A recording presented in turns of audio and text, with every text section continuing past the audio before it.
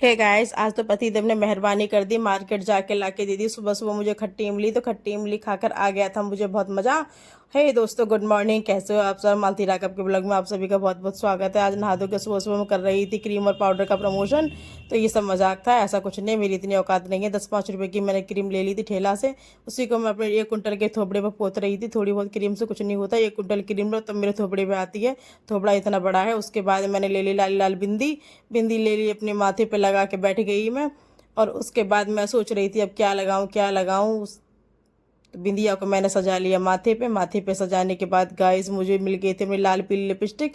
तो ब्रश से रिगड़ रिगड़ के अपने होठों को मैंने बनाया सुंदर कलावती जैसा। इधर मेरे होठों पे थोड़ी आउटलाइन सेट नहीं हो रही थी, तो मैंने दूसरी लिपस्टिक लेके उससे मैंने आउटलाइन सेट की। और आउटलाइन सेट करने के बाद उसको रख दिया। फिर मैंने लिया थोड़ा सिंदूर, पतिदेव को बिठा लिया अपनी मांग में। उसके बाद मैंने अपनी जुल्फा खोली। जुल्फों में मेरे बचे थे गाइस 4-6 बाल।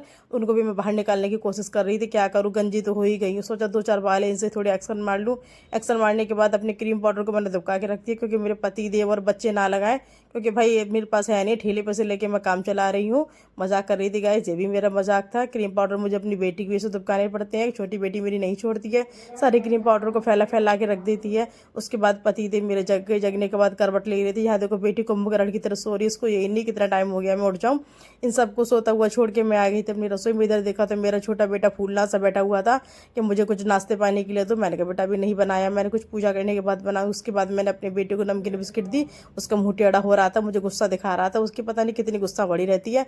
उसके बाद मैं ले आई थी अपने भगवान जी को उठा के, जगा दिया कि जब मैं जग गई तो आप कैसे सो रहे। भगवान जी को रसोई में ला के मैंने बिठा दिया। बिठाने के बाद कहा चलो नहाओ धो। मैं नहा ली, अब क्यों नहीं नहा रही हो अभी तक। भगवान जी को फिर मैंने नहलाया। नहलाने के बाद उनका श्रृंगार मैं करने लगी। श्रृंगार करने में भगवान जी के जो गंदे कपड़े थे उनको रख दिया मैंने साइड में। उनके बाद जो सहरा पगड़ी उनको नए कपड़े पहना के मैंने भगवान जी को सेट कर दिए। पूजा करते उनको पहरावनी करते समय मुझे गाना याद आ रहा था, तेरा किसने किया श्रृंगार सावरे। फिर मैंने लड्डू गोपाल जी को कहा कि किसी और ने नहीं, मैंने ही किया है तुम्हारा श्रृंगार। तो लड्डू गोपाल जी मान गए कि हाँ हाँ मेरा श्रृंगार तुम ही कर रही हो। तो लड्डू गोपाल जी हो गए खुश, और उनको लेके अपने बगल में बिठा के मैं लेके चल दी मंदिर की तरफ। दुर्गे माता भी प्रसन्न हो गई कि आज तो अष्टमी है और आज मुझे बेटी ने नहला दिया। तो माता रानी मुझे आशीर्वाद देने लगी, पता नहीं क्या क्या आशीर्वाद दिए वो तो माता रानी जाने। उसके बाद मैंने भगवान जी के माथे पे तिलक किया रोरी चंदन का।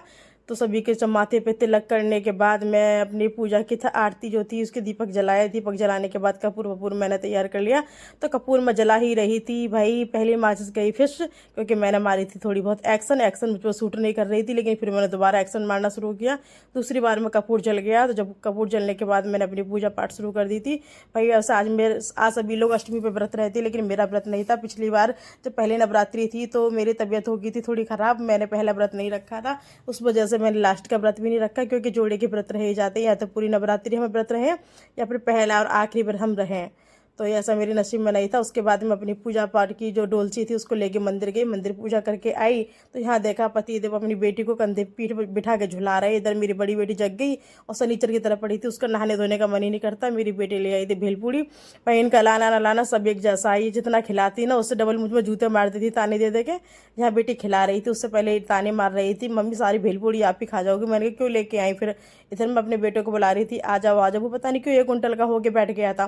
मैं बड़ी स्टाइल मार रही थी, बेटे आ जाओ बेटा आ जाओ, भेलपूड़ी खा लो भेलपूड़ी खा लो। वो नहीं आया तो मैंने कहा चलो ठीक है तुम उधर से हटा लो, जब तक मैं पार कर ले रही। तो मैं अपनी भेलपूड़ी को खाने लगी। इधर बेटी को कहा मैंने गाली मत दो, कोस कोस के लो, तुम भी खाओ भेलपूड़ी। इधर बेटी भी खाने लगी भेलपूड़ी। उधर जाके फिर मैंने देखा तो बेटा दूसरे कमरे में फूला हुआ पड़ा था। फिर मैंने उसको पूछा क्यों, तो भाई उसके नखड़े तेवर ये लगते देखो, ऐसे पिन बना के भाग रहा था जैसे इस पर रही है कि करंट लगा दिया हो। मैंने उसके बाद पूछा क्या हुआ, तो उनके चाचा जी लेके आए थे अपने लिए स्मार्ट वॉच।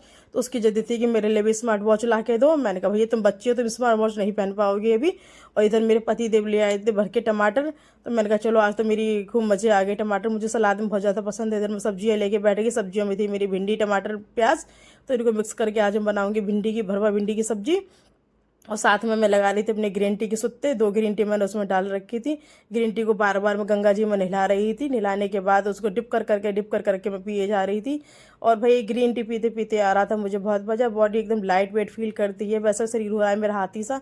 सोच रही हूँ धीरे धीरे थोड़ा फिगर बन जाए। वैसे गाइस बताना मेरे ऐसे फिगर किस किस का है, और ऐसे फिगर के साथ इतनी घुटन होती है कि बहुत ज़्यादा। कोशिश कर रही हूँ कि शायद थोड़ा वेट मेरा कम हो जाए, आज न कल तो कम होना ही है। और भिंडी काटते काटते भाई भिंडी मेरी आधी कट पाई थी, तब तक बेटी आवाज़ देने लगी, मम्मी कब बनाओगी कब बनाओगी। मैं थोड़ा सब्र रखो भाई, बन रहा है खाना, काटने में और समय लगता है। इधर मेरे पति देव भी आने वाले थे, मैंने कहा चलो उनके लिए भी मुझे जल्दी से नाश्ता बनाना है। मेरी बेटी बोली इसमें से मुझे भिंडी के बीज दे दो, उसके ऊपर भूत सवार हो गया है कि मैं छत पे अपने होम गार्डनिंग करूँगी।